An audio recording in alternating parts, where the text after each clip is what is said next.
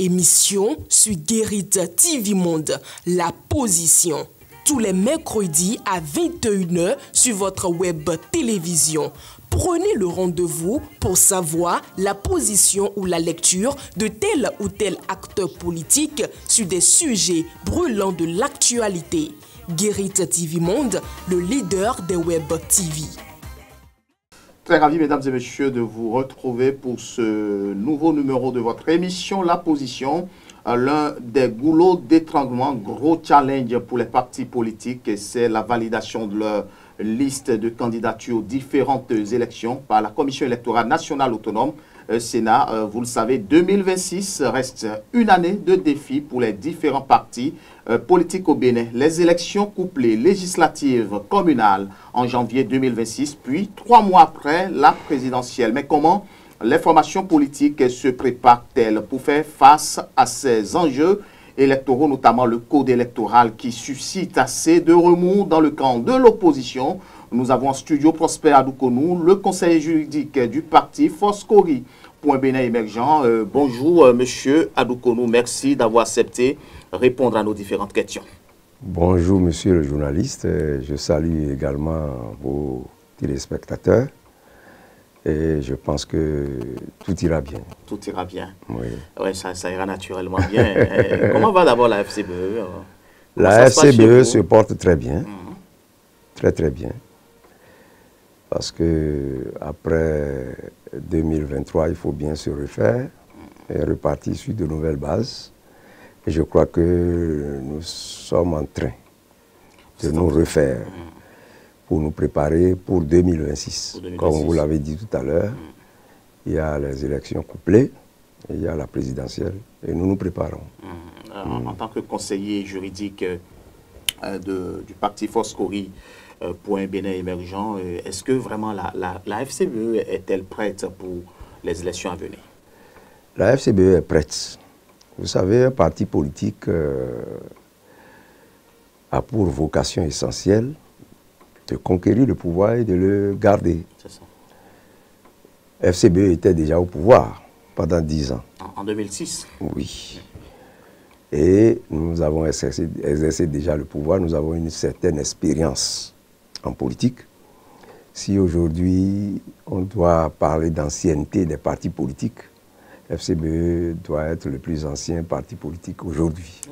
Tous les anciens politiques qui travaillent avec nous ont été dissous, ils se sont fondus dans d'autres partis, mais FCBE est resté FCBE. En tout cas, le logo est là. Oui, le logo est là, nous sommes là. Voilà, et quelques cadres encore comme nous nous renforçons, voilà. Et nous irons plus loin. En tout cas, vous avez beaucoup d'expérience, vous le dites si bien. Nous avons beaucoup d'expérience. Monsieur Adoukonou, la FCBE compte 7 maires aujourd'hui. Oui. C'est ça. Oui. C'est ça, il faut qu'on soit précis dans les chiffres. Oui. Voilà. Alors, comment pensez-vous obtenir les parrainages en manquant auprès des partis de la mouvance présidentielle? Bon, comme je l'ai dit tout à l'heure, un parti politique, la vocation essentielle d'un parti politique, c'est de conquérir le pouvoir. Justement. Quand vous êtes parti politique et vous ne participez pas aux élections, il vaut mieux vous cacher, il vaut mieux disparaître. Oui, mais le parrainage reste un goulot d'étranglement. Comment l'obtenir? Il n'y a pas de problème, mais il y a des mécanismes pour obtenir le parrainage. Lesquels? Je ne sais pas, nous ne sommes pas encore au niveau du code électoral, mais il est prévu des mécanismes pour obtenir le parrainage. Vous voulez faire comme Paul Humpé qui entend négocier? Enfin, vous confirmez. Mais il faut bien négocier lorsque vous n'avez pas les parrainages. Avec qui? Avec la mouvance. Bon, tous ceux qui s'y prêtent. Pourquoi vous insistez sur la mouvance? Je ne sais pas, parce qu'on a écouté la dernière sortie. Je ne sais pas bien sûr, si nous n'en avons pas ailleurs, nous pouvons négocier avec la mouvance, pourquoi pas?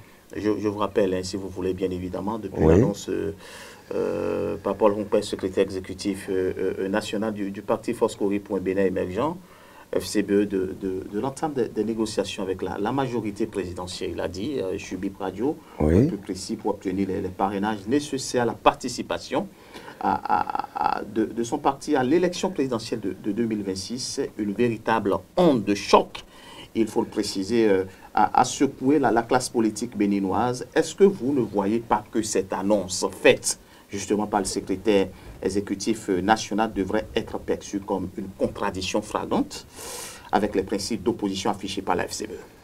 Bon, c'est vrai, vous pensez que c'est une contradiction, mais ce n'est pas une contradiction. C'est quoi? Je vous dirais tout simplement que les gens font une petite confusion. Laquelle? La confusion que vous faites, c'est que aujourd'hui, là où nous sommes à la fin du régime de la rupture. Nous sommes au deuxième mandat du président Talon, qui va finir dans quelques mois. Mais nous, on négocie pour le futur. Si nous négocions aujourd'hui, ce n'est pas pour la mouvance actuelle. Tout le monde sait que nous sommes de l'opposition et nous combattons le pouvoir actuel. Nous ne combattons pas comme certains le font. Les certains, c'est qui? Je ne veux désigner personne, mais je pense que nous, on a notre façon de faire l'opposition. Nous ne faisons pas l'opposition de tapage, l'opposition de, je ne sais pas comment qualifier, l'opposition de semer des troubles, l'opposition d'injures. On ne fait pas cette opposition-là. C'est une opposition responsable. C'est-à-dire que on ne peut jamais dire, j'ai un certain âge, qu'un régime qui passe au pouvoir ne fait que tout ce que ce régime fait est mauvais, on ne peut pas le dire. Mais quand le régime fait bien, il faut avoir le courage de le dire. Mais peindre tout en noir, nous, on ne le fait pas. Et c'est pour ça que les gens trouvent que, bon, nous sommes le troisième bloc du président Talon, nous sommes ci, nous sommes ça. Mais une chose est très sûre, et je vous le dis aujourd'hui, FCBE ne sera jamais comptable de la gestion du pouvoir Talon. Ça, je sais que vous êtes d'accord avec moi, qu'on ne dira pas à la fin de ce régime-là que FCBE est comptable de la gestion de ce pouvoir. Tient justement à vos propos. Ce n'est pas question de propos, c'est question de la gestion même. Est-ce qu'aujourd'hui, vous avez, dans ce gouvernement dirigé par le président Talon, est-ce que vous avez un membre du parti FCBE? Non. Visiblement, non. Même dans l'ombre, il n'y en a pas. Ah, d'accord. Est-ce que vous avez un membre du parti FCBE qui est aujourd'hui au poste de directeur général, de directeur tout court, ou bien de conseiller? Non. Il n'y en a pas. Non. Est-ce que vous avez un seul membre du parti FCBE aujourd'hui qui est ambassadeur du Bénin à l'extérieur? Il n'y en a pas. On vous a fait des propositions? Non, on ne nous a fait aucune proposition. Et nous, on ne s'y est même pas prêté. D'abord, il y a eu des nominations tout dernièrement, des ministres conseillers. Est-ce que vous avez vu un seul membre du parti FCBE nommé à ces postes-là? Non. Donc, personne ne peut nous taxer d'être comptable. Au troisième bloc? Non. Non, d'abord, d'être troisième bloc, mais d'être comptable de la gestion de ce régime-là. Donc, à partir de cet instant, tout ce que les gens racontent là, c'est du boba et du canular. Ça n'a même pas de sens. D'accord. Oui. Qu'on le veuille ou non, les deux partis, UPR et BR, disposent d'un nombre suffisant. Vous-même, vous savez, de députés, de maires. Bien sûr. Il en faut, même si chaque parti présente son duo de candidats. À vous entendre, cela semble être un appel de pied du parti FCBE qui pourtant se réclame de l'opposition. C'est vrai que vous avez fait la nuance, vous ne faites pas partie justement du gouvernement Talon. Pourtant, vous avez cette possibilité aujourd'hui si justement Paul Rompin ne faisait pas cette déclaration médiatique. Vous avez au moins la possibilité d'ouvrir le jeu avec le parti Les Démocrates. Pourquoi vous ne le faites pas justement? Parce que vous êtes dans l'opposition. Mais c'est ça qui me fait rire justement. Votre question me fait rire en ce sens que tout le monde sait que ceux qui sont au parti Les Démocrates, ce sont nos frères et sœurs. C'est des gens avec qui nous avons travaillé jadis. Jadis, hein? Oui, des gens que nous connaissons bien. Et des gens qui nous connaissent bien aussi. Naturellement, si nous devrions aller vers un parti de l'opposition, vous l'avez dit, hein, on pouvait aller vers les démocrates. Mais les démocrates est-ce que vraiment les démocrates veulent qu'on aille avec eux? Pourquoi vous le dites? Mais dans les faits, dans les gestes de ce parti-là, on se demande ce que le parti FCBE leur a fait. Et puis tous les jours, ils nous, je sais pas, ils nous collent des étiquettes qui n'existent même pas. Qu'est-ce qui se passe concrètement? Est-ce que vous êtes allé vers eux? Est-ce qu'ils sont venus vers vous? Ce qui est sûr, oui. Moi, mais vous suivez bien l'actualité, hein? Il y a eu un moment, oui. Ils nous ont écrit, ils nous ont envoyé une missive pour dire oui, nous voulons vous rencontrer, nous allons discuter. Nous avons promptement, je dis bien promptement, répondu à l'appel. Nous avons même proposé une date. Mais quelques jours après, nous avons été surpris d'apprendre que, bon, mais ce n'est plus pour maintenant, ils sont en train de réfléchir. Qu'est-ce que ça veut dire? Ça vous a choqué? Deuxième fait, ils ont voulu organiser un meeting, bien une conférence de presse, c'était une conférence de presse. Ils ont organisé une conférence de presse et ils ont voulu qu'on vienne participer à cette conférence de presse. Promptement, je dis encore promptement, nous avons répondu à ça. Mais j'étais à cette conférence de presse. Et c'est dans la salle même qu'ils ont commencé déjà par lancer des flèches à FCBE. Pourquoi? Vous pouvez comprendre ça? Qu'est-ce qu'ils ont dit? Pourquoi FCBE sera dans la salle? Est-ce que ça, vraiment, ils n'y croient pas? Qui le disaient, les responsables du bureau? En tout cas, des membres du parti, des démocrates. D'accord. Mais après ça, je ne sais pas, leur porte-parole vient dire la même chose et commence par déblatérer sur le parti FCBE. Dans ces conditions, vous voulez que le parti FCBE force l'amitié avec un autre parti? Nous, on ne force pas l'amitié. Nous sommes FCBE, nous demeurons FCBE. Si un autre parti a besoin de nous, nous sommes disponibles. Mais tout ce que nous ne voulons pas, c'est qu'on ne nous vilipende pas, qu'on ne nous dise pas des choses qui ne collent pas à la réalité. C'est ça notre principe. D'accord. D'accord. Déjà en 2021, Prosper Lukonou. On va remonter en 2021. Oui, on va si vous voulez. Si vous voulez. D'accord, la candidature du duo FCBE, vous connaissez bien le duo. Bien sûr. Paul Mompé. Bien sûr. Et voilà, Djemba, voilà. Était perçu à Towa, à raison, comme un fait valoir. Est-ce que vous ne donnez pas raison à ceux qui estiment que votre candidature a été suscitée par le pouvoir pour donner une caution à une élection? Qu'est-ce que vous appelez servi de faire valoir? Et nous avons tous été à l'école, hein, je ne sais pas, la syntaxe de ce terme-là. Ça vous gêne? Moi, je ne sais pas. Faire valoir comment? Nous avons eu un duo qui a participé. Voilà le duo. Le duo a participé à l'élection présidentielle. Nous avons fait campagne comme tous les autres. Nous avons critiqué le régime en place. Nous avons fait campagne. Ah bon? Et pourquoi vous dites que nous avons servi de faire valoir? Je ne sais pas ce que vous mettez dans ça. Quel est le contenu de ce que vous mettez dans ce faire valoir en 2021? Les autres. Nous avons fait campagne. Oui, d'accord. Nous avons fait campagne comme tous les autres. Ben, vous avez vu les tractations qui ont eu lieu. Ce n'est pas avec nous seulement. Des gens, je ne sais pas, ont négocié aussi des parrainages. Mais vous l'avez obtenu? Mais nous, on l'a obtenu. Facilement. Mais vous ne pouvez pas dire facilement. Nous l'avons obtenu un point trait. D'accord. Et nous avons participé à l'élection présidentielle. Et nous avons fait campagne en bonne et due forme.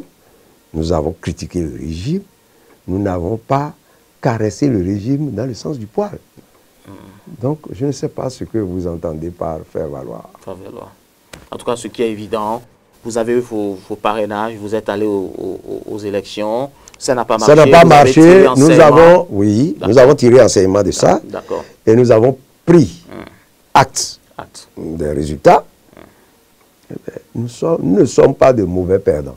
D'accord. Vous êtes démocratique. Nous sommes des démocrates, vrais démocrates. Ça, c'est les vrais démocrates. Oui. D'accord. Il y a les faux alors. Je ne sais pas s'il y en a de faux, mais nous, on est de vrais démocrates. D'accord. D'accord. Nous jouons pleinement la démocratie. D'accord, la démocratie. Oui. Donc vous êtes un homme démocrate. Oui. Vous êtes un démocrate. Bien sûr. FCBE, démocrate. FCBE est un parti de démocratie qui défend les principes, les valeurs sorties de la conférence nationale des forces vives de la nation. De la nation. 1990. Oui. D'accord.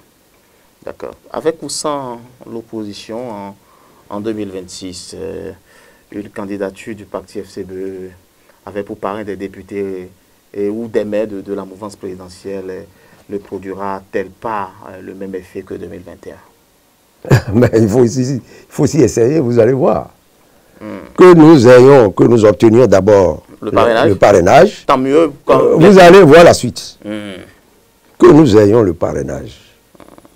Justement, le parrainage. Moi, je vais vous dire quelque chose. Oui, allez-y.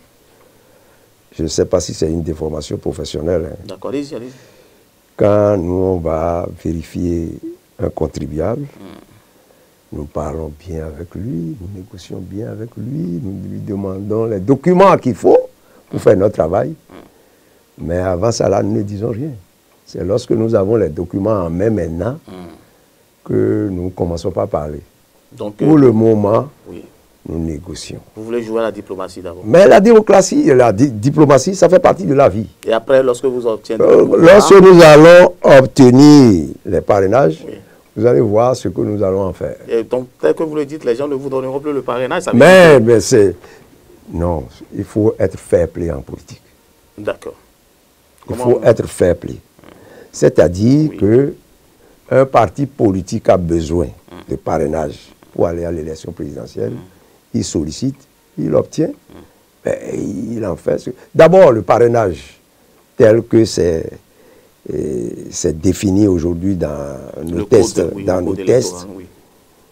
Bon, il y a peut-être un problème à ce niveau. Parce que les parrainages ailleurs, on sait comment ça se passe ailleurs.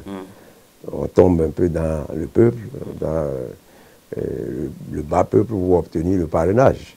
Mais là, maintenant, c'est les maires et les députés qui ont le droit de parrainer. Et puis, pour parrainer un parti, il faut parrainer un parti qui en a besoin pour, si on veut vraiment la compétition.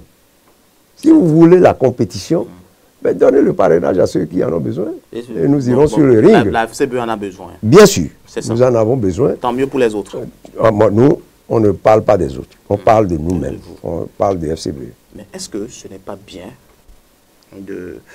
Parce que les autres ont suffisamment déjà de parrainage. On l'a dit tout à l'heure.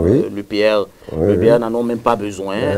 Mais vous avez 7 maires. Les démocrates ont 28 députés. Pourquoi ne pas... Mais c'est leur faire du tort. Non, laissez ça, parce que ce n'est pas... Non, c'est leur faire du tort que de leur demander encore des parrains. Ah bon, pourquoi? Ben, ils n'ont que juste ce qu'il faut. La limite. La limite. Mais vous pouvez négocier. On va négocier quoi? Allez-y. On va leur dire, bon, mais que nous serons leurs candidats. Mais regardez un peu vous-même le contexte. Vous pouvez aller disant, bon, nous, on dit, ou mais. Non. Nous, on voit déjà le contexte. On voit déjà la situation. Nous n'allons pas leur faire du mal ou du tort. Nous n'allons même pas nous moquer d'eux en allant solliciter encore du parrainage de ce côté-là. Vous voyez un peu, non? Nous avons quand même de la jugeote. C'est ça. Vous voyez un peu. C'est ça. Donc, ne nous demandez pas d'aller demander aux démocrates de parrainage pour aller à l'élection présidentielle. Ce serait une aberration. Pour vous? Pour le commun des mortels d'ailleurs. Vous voyez un peu. Donc, la logique est claire. Un parti politique a besoin d'aller à toutes les élections. Le parti politique FCBE n'a pas de parrain, n'a pas le nombre qu'il faut.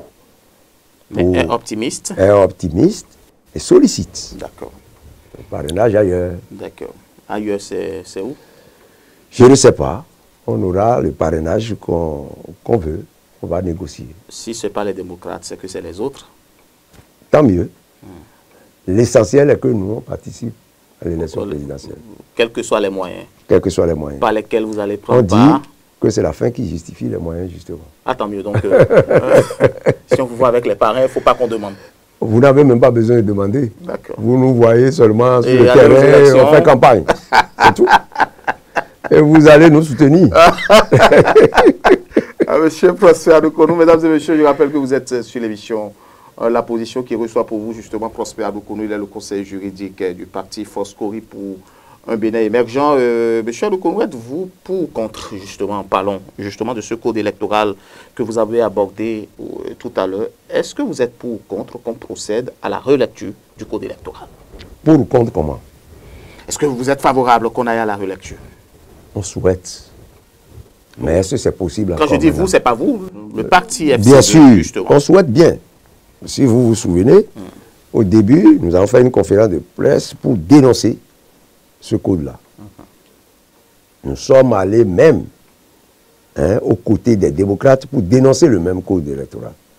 Mais chemin faisant, nous sommes en train de constater que c'est presque plié. On ne pourra plus rien faire. Vous êtes sûr? Donc il faut s'adapter. Maintenant, dire que si la relecture intervient, bon, nous n'allons pas aller contre. Pourquoi pas? Pourquoi?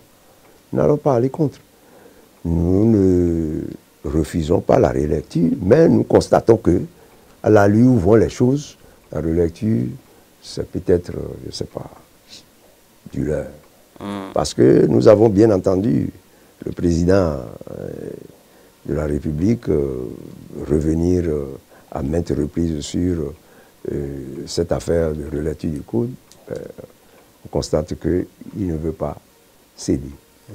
Donc dans ces conditions, nous, on ne peut que nous adapter à ce code-là.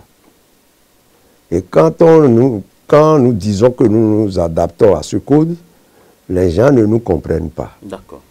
Alors il faut bien nous comprendre. D'accord, clarifions. Depuis 2016, nous constatons que à chaque fois que nous allons aux élections, les électeurs ne répondent pas massivement présents au niveau des urnes.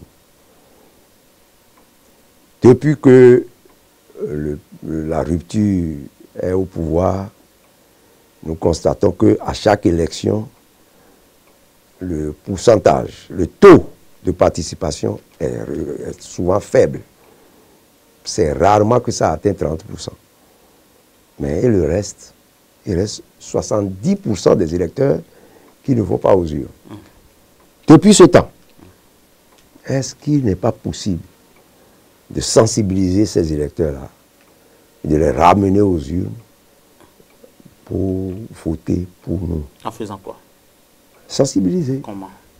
Comment sensibiliser? On par sensibilise. Les médias, par les médias, par sur le terrain, par là pour leur dire, il ne sert à rien de boycotter une élection. Venez voter, venez exprimer votre vote, et vous saurez que vous avez quand même participé au scrutin et les résultats, vous êtes dedans. Mais convaincre les gens d'aller aux urnes, c'est quand même un rôle que parti politique doit jouer. Donc nous on compte sur ces abstentions de 70%, de 60 à 70%. Vous pensez jouer sur ce terrain? Oui, oui, sur ce terrain. Pour gagner les élections? Oui, pour attirer les électeurs vers nous. Ça là, c'est bien possible. Je ne sais pas si quelqu'un peut me dire le contraire. Un parti politique peut travailler à cela et réveiller tous ceux-là qui se disent, bon, on est lassé de la chose politique, il vaut mieux qu'on reste à la maison, que quoi qu'il en soit, les résultats sont déjà faits. Non, nous allons sensibiliser ceux-là pour les ramener aux urnes. Et je crois que dans ce vivier-là, nous allons trouver notre compte. C'est l'objectif premier. C'est notre objectif. C'est l'objectif premier de FCE. C'est une stratégie, mais nous, on dévoile cette stratégie-là pour que vous sachiez que ce n'est pas par un bâton magique que vous voulez gagner les élections. Nous voulons gagner. C'est en travaillant et en sensibilisant, en mobilisant que nous allons y parvenir. D'accord. Vous vous réclamez de l'opposition, c'est ça? Oui. Vous vous réclamez de l'opposition. Mais on a fait une déclaration même d'appartenance à l'opposition. C'est qu'on on ne se réclame pas. Donc vous êtes, mais vous êtes de l'opposition. Les tests exigent que si vous voulez, si vous êtes de l'opposition, vous faites la déclaration. Nous avons fait la déclaration. On n'a pas fait encore la déclaration contraire. D'accord. D'accord. Mais pourquoi vous n'êtes pas présent dans le cadre de concertation? On ne nous a pas invités. Ah bon, c'est si simple que ça. Vous êtes certain? Mais allez leur poser la question, s'ils nous ont invités. Est-ce que vous ne voyez J'ai vu des gens, oui. parce qu'on se parle, hein, j'ai vu des démocrates qui m'ont parlé. J'ai dit, mais vous ne nous avez pas invités. Prouvez-nous que vous nous avez invités. Vous êtes certain? Ils ne pouvaient rien dire. Ils ne nous ont pas invités. Ce n'est pas que lorsque vous mettez en place le cas de concertation que vous allez nous inviter a posteriori. Ah, il faut un travail en amont. Mais pourquoi pas? Pourquoi vous avez invité les autres et vous ne nous avez pas invités? Est-ce qu'on vous a dit que le travail était fait en amont avec les autres aussi? Moi, je ne sais pas. Mais je mais sais qu'ils ont été invités et ils étaient au départ. Pourquoi on ne nous a pas invités? C'est toujours le problème des idées arrêtées. Quand vous avez des idées arrêtées, vous ne travaillez pas dans le bon sens. Dans le bon sens. Ne voyez-vous pas que ce serait encore mieux, M. Adoukonou, si le combat reste un combat commun? Oui, je n'en disconviens pas. Si le combat est commun, les résultats sont toujours là. Mais je vous l'ai déjà dit, on ne peut pas forcer les gens à être avec eux. Quand les gens, à longueur de journée, disent que vous n'êtes pas de l'opposition, alors qu'ils savent pertinemment que nous sommes de l'opposition, ben, vous n'allez pas vous agenouiller devant eux, vous n'allez pas les supplier pour qu'ils soient avec vous. Ça là, mais c'est évident. Nous avons une dignité à FCBE. Et notre dignité, nous la défendrons jusqu'au bout. C'est ça. Tant mieux pour la cause commune. Qu'est-ce que vous appelez cause commune quand les partenaires, enfin, les potentiels partenaires se croient peut-être aussi puissants que Chola pour vaincre seul ce qui est devant là? Quand ils ont cette idée-là, vous ne pouvez pas leur enlever cette idée de la tête. Hein. Nous, on fait notre stratégie sans forcer l'amitié de qui que ce soit. Et vous comptez sur vos propres forces? Oui, nous comptons sur nos propres forces. Comme l'a dit Kérékou. Oui, oui, oui. Et c'est lui qui avait raison. Ouais, comptons sur nos propres forces. Oui, il faut compter sur ses propres forces. D'accord. D'accord. Vous avez dit tout à l'heure que vous n'étiez pas invité à un quelconque cadre de concertation. Il est important, je pourrais me tromper, mais de dire pourtant que Paul Rompin, selon nos sources, bien qu'ayant été invité, il ne s'est pas fait représenter à la signature de l'accord de création du cadre de concertation. Il s'est fait représenter. Quand? Il a été invité, mais il n'était pas parti, il ne s'est même pas aussi fait représenter, paraît-il, selon nos sources. On a invité Paul Rompin, on a invité la SPVE, selon nos sources, à ce cadre de concertation, pour l'accord. Moi, je n'en ai pas idée. Ah ben. Ils ne nous ont pas représentés, ils ne nous ont pas invités. Vous êtes certain? Je suis certain. C'est dit dans les médias que la FCBE délibérément a choisi mais de ne pas y aller. Vous avez créé un cadre de concertation, vous n'avez pas invité un partenaire qui est de l'opposition comme vous. Et c'est lorsque vous voulez signer le protocole maintenant que vous l'invitez. Mais qu'est-ce qui vous gêne à ce que vous soyez là, nécessairement à la base, alors que bon, on peut vous inviter à un cadre d'accord? Mais non, il faut bien connaître ce à quoi on nous invite d'abord, non? On ne fait rien au hasard en politique. Vous n'avez pas d'abord le cadre de concertation. Nous l'avons déjà créé quand notre secrétaire de national. Évidemment, chef de file de l'opposition, a concerté. Mais on sait comment ils se sont comportés avec nous. Mais c'est justement, c'est pour leur... Non. Enfin, vous êtes maintenant, vous avez craché le morceau. Non. C'est parce que Paul Rompin n'a pas réussi, que vous-même, les démocrates, non. On ne peut pas dire que Paul Rompin n'a pas réussi. On va dire quoi? Ils venaient à la réunion et un beau jour, ils ont claqué la porte. C'est pas que Paul Rompin n'a pas réussi. Qu'est-ce qui n'a pas marché? Ils ont claqué la porte. Il faut aller leur poser la question. Vous, qu'est-ce que vous reprochez? Nous, on ne se reproche rien. On ne se reproche rien. Allez leur poser la question, au lieu de nous poser la question. Nous, on était tous là. Et qu'est-ce qui s'est passé jusqu'à ce qu'une porte, on claque? allez leur poser la question. Vous étiez là. Dites-nous. Donnez-nous votre part de vérité. Ils ne nous ont pas dit parce que c'est la raison pour laquelle... Justement, c'est suite à votre part de vérité qu'eux, ils pourront réagir. Écoutez, qu'est-ce qui s'est ils ne passé? nous ont pas dit pourquoi ils ont claqué la porte. Alors, vous avez compris qu'ils ont claqué la porte. Mais ils nous ont dit qu'ils ne venaient plus aux réunions, donc ils ont claqué la porte. Est-ce que vous avez cherché à comprendre? Pourquoi on va chercher à comprendre? Ah ben, parce que vous devriez travailler ensemble. Mais non. On ne peut pas, comme je vous l'ai dit, on ne peut pas forcer l'amitié, justement. D'accord. C'est valable hier et c'est valable encore aujourd'hui. Tant mieux, hein. Tant mieux. Tant mieux. Chacun fait son chemin. C'est ça. Sa stratégie et nous verrons. C'est la fin qui justifie les moyens. La fin justifie les moyens. La question du fichier électoral, oui. À moins que je me trompe, elle a fait de tous. De tout, oui. de tous les partis, de toutes les formations politiques. Oui. Vous êtes d'accord sur ce point? Oui. Mais pourquoi on constate que seul le parti, les démocrates, est le seul à prendre à bras le corps la question de l'audit du fichier électoral?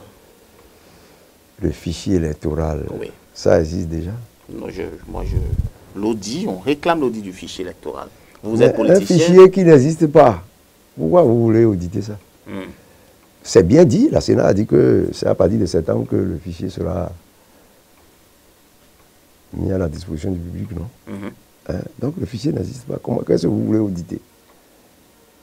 Qu'est-ce que les gens veulent auditer? C'est une question que je me pose moi-même. Est-ce qu'il existe un fichier maintenant à auditer? Alors que devrait-on dire normalement? Ben, je ne sais pas. Si ce n'est pas un fichier, c'est quoi? Vous ne savez pas. Mais la Sénat même a lancé un communiqué pour dire que le fichier sera publié en septembre 2025. Nous ne sommes pas encore en septembre 2025. Qu'est-ce qu'on veut auditer maintenant? Vous, journalistes, vous pouvez me renseigner, moi. Qu'est-ce qu'on veut auditer? Donc c'est pour ça. Moi, je pense que, plutôt,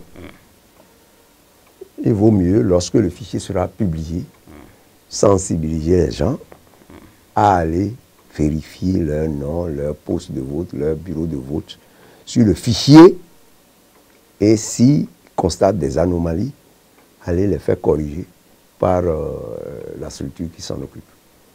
C'est mieux, non? C'est la procédure normale. Je crois que c'est mieux de faire comme ça. Parce que auditer un fichier électoral qui n'existe pas encore comme ça, je me demande bien le résultat que ça va donner. Les gens sont en train de craindre les difficultés rencontrées aux élections 2023. Oui, nous on a été les premiers. Alors, les gens se disent, prenons rapidement les choses en main, prenons les dispositions adéquates qu'il faut et ne pas tomber dans les mêmes erreurs. Ce n'est pas encore une faute, nous ne nions pas qu'il y ait des irrégularités. D'accord. Par le passé. D'accord. Et nous avons mis même la puce à l'oreille de qui de droit pour dire qu'il y a beaucoup à redire sur ces choses-là. Mais ce qu'il faut aujourd'hui, c'est que dès que le fichier sera publié, que ceux qui ne retrouvent pas leur nom, ceux qui ne se retrouvent pas au bon endroit en ce qui concerne les bureaux de vote et les postes de vote, qui se manifestent et que réellement les populations sortent pour aller vérifier. Il n'y a pas les vrais auditeurs, c'est les électeurs eux-mêmes. Parce que moi, quand je vais vérifier un fichier électoral, la première des choses, quand on fait une photo, qu'est-ce qu'on fait? Vous allez voir la position que vous occupez sur la photo. Donc, si vous allez vérifier un fichier électoral, vous allez vérifier d'abord si votre nom est dedans. Est-ce que le bureau de vote que vous avez pressenti, est-ce que ce bureau de vote est mis devant votre nom? Si ce n'est pas ça, vous revendiquez. Donc, les vrais auditeurs d'un fichier électoral, c'est les électeurs eux-mêmes. C'est les électeurs eux-mêmes. C'est la procédure, la meilleure procédure, à mon avis.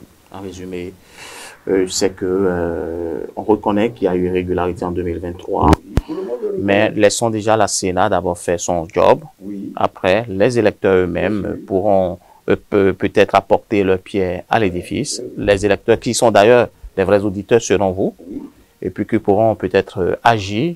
Et ils vont beaucoup aider la structure, la Sénat, à corriger. Donc, c'est votre point de vue.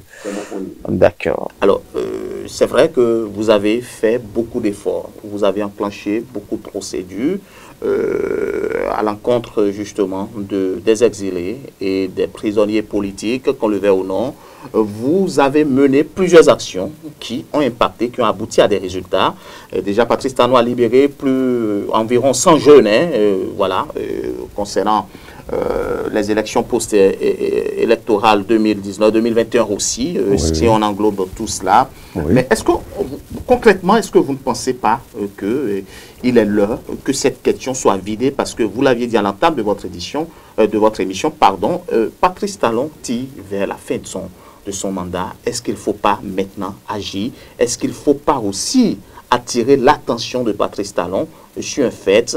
Il faut libérer, d'accord, les prisonniers. Il faut maintenant permettre à ce que les Béninois, les cadres avérés, reviennent au pays pour que vous travaillez ensemble.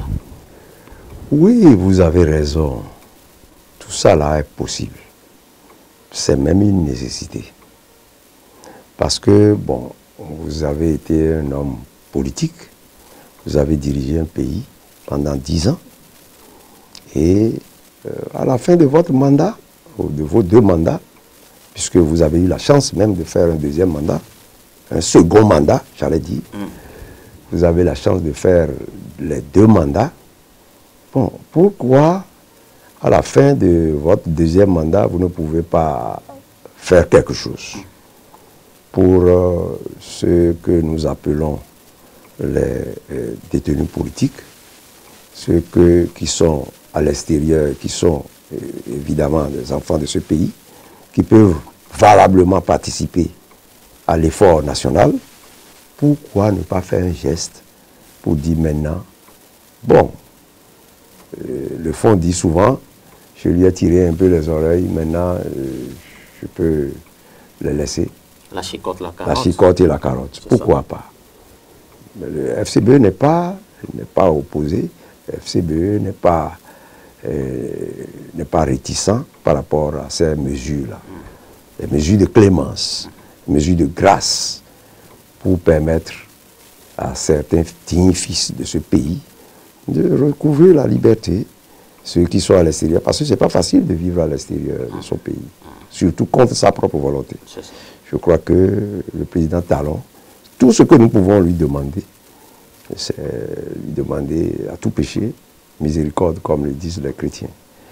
Je crois qu'il vaut mieux faire appel à sa conscience d'homme politique, d'homme tout court, et se mettre un peu à la place de ceux qui sont en prison, de ceux qui sont à l'extérieur comme des exilés, se mettre un peu à leur place. Parce qu'on dit, quand vous persistez dans quelque chose, mettez-vous un peu à la place de ceux qui subissent ça. Vous allez comprendre que ce n'est pas facile. Donc je crois que tout ce qu'on peut demander au président Talon aujourd'hui, et on ne cessera pas de lui demander ça, c'est la clémence, l'indulgence. Parce que, quoi qu'on veuille, il est le père de la nation. Il est le père de la nation. Et quand vos enfants ont dérapé, vous pouvez utiliser la chicotte, mais le moment venu, vous pouvez utiliser aussi la carotte et laisser les gens sortir de prison et laisser les gens entrer dans leur pays pour participer à l'effort national. À l'effort national. Merci. On va parler de ces rencontres entre les anciens présidents. Vous avez suivi un peu l'actualité. Vous avez vu Roumbédi chez Boliaï, chez Roumbédi, après Amosou Bruno. Un mot sur ces différentes rencontres? Nous avons été surpris, comme vous, comme beaucoup d'autres Béninois, par ces rencontres qui interviennent maintenant, justement. Je ne sais pas quoi cela retourne. Vous êtes acteur politique. Qu'est-ce qu'il pourrait éventuellement se dire? Je ne sais pas. Je ne peux pas savoir ce que le président Yahi et le président Moussou se sont dit. Vous pensez que je ne peux pas deviner ce que le président Roumbédi est allé voir monsieur, je ne sais pas, le président Yahi, je ne sais pas ce qu'ils se sont dit. Si on s'en tient aux dernières sorties de Adrien Humbedji, aux dernières sorties de Nicéphore Soglo, qui réclament justement le retour des exilés, la sortie des prisonniers dits politiques. Visiblement, leur discussion pourrait tourner autour de soit 2026 et de ces questions. Oui, c'est possible. Mais ce que nous, on se pose comme question, parce que je me souviens, entre-temps, je crois que c'est le président Soglo et le président Yahi qui sont allés voir le président Talon. Et le président Talon leur faisait une proposition pour dire, et si on créait un cadre de concertation des anciens présidents de la République, dont lui-même ferait même partie tout de suite. Voilà. Est-ce que ce ne serait pas une bonne chose? Et que ce cadre de concertation, puisqu'il a insisté sur ça, ne serait pas politique. Que ce serait comme un creuset de sages, ou lorsqu'il y a des sujets brûlants de l'actualité, on pourrait opiner là-dessus, on pourrait demander leur avis sur ces questions-là. Que ce serait une bonne chose. Bon, je ne sais pas, c'est resté lettre morte jusqu'à présent. Et voilà, on constate que c'est les anciens présidents de la République, les anciens présidents d'institutions qui se réunissent maintenant pour créer un cadre de concertation. Je crois qu'il faut qu'on fasse un peu attention.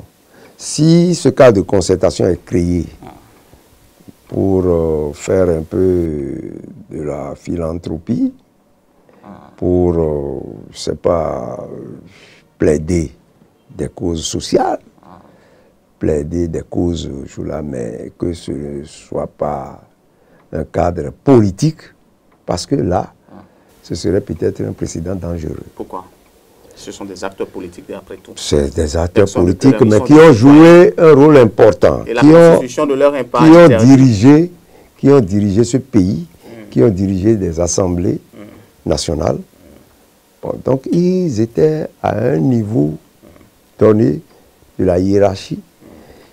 Et normalement, leur rôle aujourd'hui, c'est un rôle de sage. Mais ne pas mettre de l'huile sur le feu. C'est ce que je veux dire. C'est-à-dire, oui, comment? Ils ne peuvent pas, parce que d'abord, ils sont les démocrates, ils sont des anciens présidents des institutions, ils connaissent les tests de la République. Et comment, à mon niveau, c'est une crainte. Hein. Et pourquoi vous craignez justement? Ah oui. Vous avez peur de quoi à la FCBE? On n'a peur de rien. On vous arrache le pouvoir. Non, on a peur de rien. Mais on a peur pour notre pays. Pourquoi? Non. C'est-à-dire, ce que nous voulons pour ce pays, c'est la paix. Est-ce qu'il n'œuvre pas pour la paix? C'est ça ce que vous voulez dire? Si c'est œuvrer pour la paix, c'est tant mieux. Ah bon? Mais, combiner pour, bon, qu'est-ce qu'il faut faire pour... Non, non. Je crois qu'ils sont des vrais sages de cette nation et on doit compter sur eux pour qu'ils jouent vraiment ce rôle de sage. Ce rôle de sage. Oui, c'est mon opinion. Vous avez suivi, vous avez suivi l'actualité le 13 mars dernier à l'Assemblée. On va parler de la loi portant cadre juridique de la chefferie traditionnelle. Oui. Désormais, il est interdit au roi de faire de la politique. Chef supérieur et chef coutumier de devenir politicien. Voilà, mais qu'est-ce que vous pensez d'abord de cette décision? D'abord, qu'est-ce que je pense de la loi portant cadre? La loi, c'est une loi opportune. D'accord. Mais j'ai vu beaucoup de gens, même des historiens, des politiques, qui disent qu'il y a beaucoup de choses qui manquent à cette loi-là. Je crois que avec le temps, peut-être, on va corriger ces imperfections-là. Mais déjà, dans l'ensemble... Mais c'est déjà bon qu'il y ait une telle loi. Une hiérarchisation. Oui. Maintenant, il ne suffit pas qu'une loi dise bon, que les chefs coutumiers, les chefs traditionnels ne fassent pas la politique. Ils feront toujours la politique. Voilà, justement. Mais qui pousse ces rois, ces chefs supérieurs et ces chefs coutumiers à faire la politique? Personne ne les pousse. C'est vous? Personne ne les pousse. Personne ne les pousse. C'est vous? L'homme est né politique. Personne ne pousse un roi à devenir politique. personne ne pousse un chef. Lorsque vous avez besoin du peuple, vous allez vers le roi, vous leur parlez, vous... Non, c'est vous d'abord. tout le monde n'écoute pas ces rois-là. Tout le monde n'écoute pas ces chefs traditionnels. Donc, on ne peut pas dire que sans eux, les partis politiques n'auraient pas de... Donc, ils ne jouent aucun rôle. Ils jouent des rôles. Et... Mais leur dit maintenant, ne faites plus ça. Je crains que ça ne puisse pas être respecté. Pourquoi? Non, ça ne peut pas être respecté. Parce que ils sont des citoyens. Est-ce que ça ne va pas déséquilibrer vos... Je vous dis que même si la loi l'interdit, ils feront la politique. Ah bon? Donc, vous allez le président Talon même le sait. Vous allez les aider à le faire en sourdine? Non, on n'a pas. Ils sont déjà politiques eux-mêmes. Je vais vous donner un exemple. Oui, donnez-moi. Moi, mon chef traditionnel, mon chef de collectivité, mon chef de lignée. Si le moment est venu, moi je vais le voir. Vous dites vraiment, vous connaissez mon boy, vraiment aidez-moi. Vous croyez qu'il va regarder cette loi-là pour dire, bon, mais je ne vais pas aider. Pourquoi vous devriez aller le voir si vous sachez? Mais il est un chef, il est un chef. Vous savez déjà que la loi interdit. Pourquoi aller voir votre lignée? Mais ça, c'est entre lui et moi. C'est un homme, non? Ou bien c'est un extraterrestre? C'est un homme, je peux aller le voir. Il peut même venir me voir à la maison. Votre frère, justement. Oui. Mais pas en tant que roi. Il peut même venir me voir à la maison. À la maison. Je vais lui dire, vraiment, il faut m'aider. Il va m'aider en sourdine. Même la loi là. Il faut laisser cette loi là. Ah bon? C'est vrai. Ah bon? Et vous ne pouvez rien faire. C'est vrai? Vous n'aurez pas la preuve. Bon, maintenant, on va leur refuser le droit de vote. Refusez-leur alors le droit de vote. Si vous dites qu'ils ne feront pas la politique, refusez-leur alors le droit de vote. Est-ce que c'est possible de leur refuser le droit de vote? C'est impossible. La Constitution ne permet pas ça. Donc, cette je crois qu'il vaut mieux se taire sur cet aspect des choses. D'accord. Je crois. C'est-à-dire, ce n'est pas la loi qui réglemente tout dans un pays. Et c'est quoi? La sensibilisation peut réglementer même des choses. Mais mettre des choses dans la loi, quand on sait pertinemment que ça ne sera pas respecté, c'est pas la peine. On le fait on le fait contre qui? Je ne sais pas contre qui on fait ça. C'est contre la FCBE. Non, je ne sais pas contre qui on fait ça. Est-ce qu'on a peur parce que vous voulez prendre le pouvoir? Non, pas du tout, pas du tout. On pense que, bon, eux, ils sont des sages, ils sont dans leur palais, ils n'ont pas à s'immiscer dans la politique. Mais c'est faux. C'est faux. Archi faux. Archi faux. On va parler du Niger, notre voisin à côté. Oui. Hier, c'était une information qui a bombardé toute la toile. Le Niger.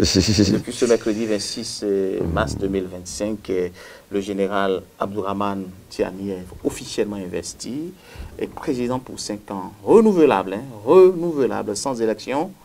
Est-ce qu'on n'est pas en mesure ou on n'est pas en droit de se poser cette question?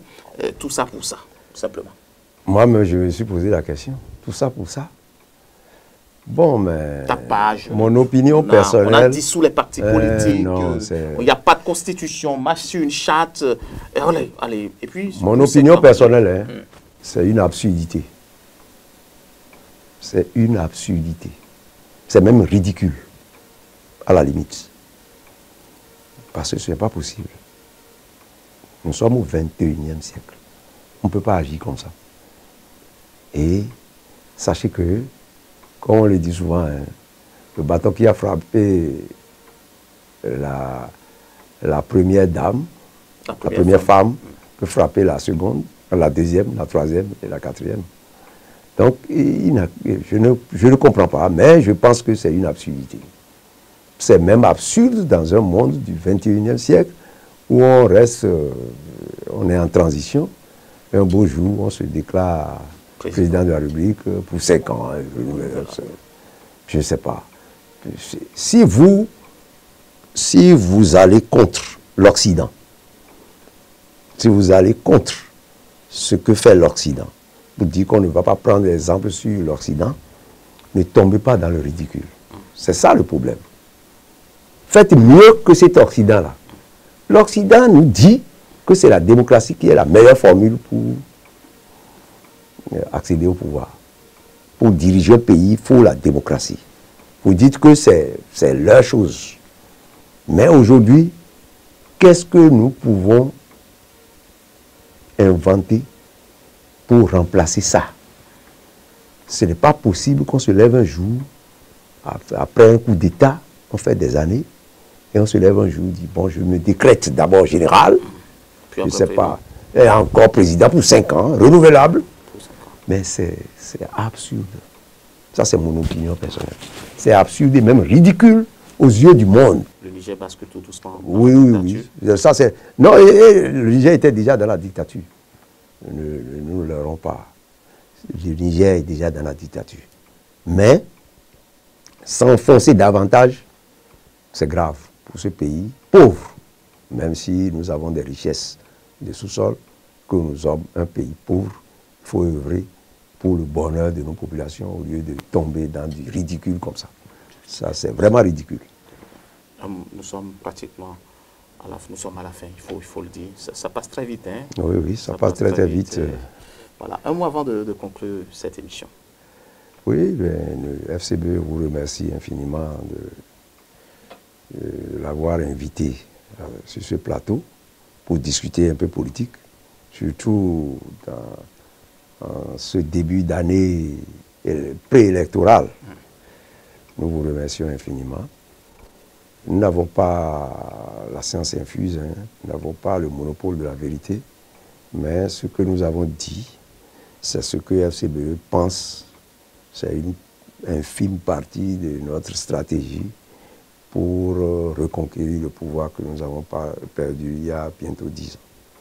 Donc, nous continuons à réfléchir avec la bénédiction ou sous la direction de son secrétaire exécutif national et du bureau politique qu'il dirige.